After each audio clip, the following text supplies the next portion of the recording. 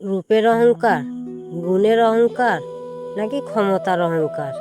মানুষ ঠিক কোন জিনিসটার জন্য এত অহংকার করে তা আজ পর্যন্ত বোঝা গেল না। আজ আপনি যে চেয়ারটাতে বসে আছেন, কাল অন্য কেউ সেখানে বসবে। আজ আপনার যে রূপ দেখে মানুষ পাগল, 10 বছর পর সেই রূপের চামড়া কুঁচকে যাবে।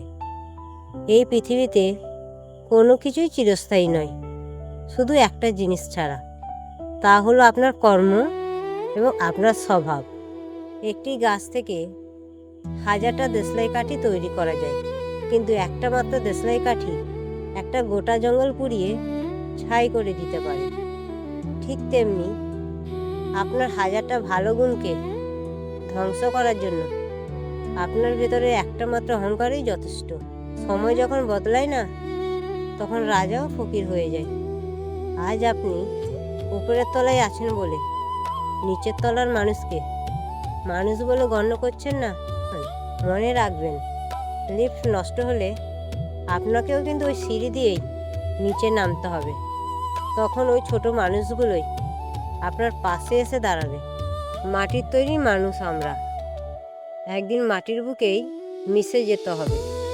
মাঝখানের এই কয়েকটা দিন এত অহংকার কিসে? ছোট বড় সবাইকে সম্মান দিতে শিখুন। কাউকে ছোট করে নিজে বড় হওয়া যায় না। বড় হতে গেলে মনটাকে বড় করতে হয়। জীবনে এমনভাবে বাঁচুন যাতে আপনি যখন হাসবেন, দুনিয়া যেন আপনার সাথে হাসে। আর আপনি যখন এই পৃথিবী ছেড়ে চলে যাবেন, দুনিয়া যেন আপনার জন্য চোখের জল ফেলে। অহংকার ছেড়ে মাটির মানুষ হন, দেখবেন জীবন অনেক শান্তিময় হবে। ভিডিওটি মন ছুঁয়ে গেলে একটা লাইক অবশ্যই করবেন। ধন্যবাদ।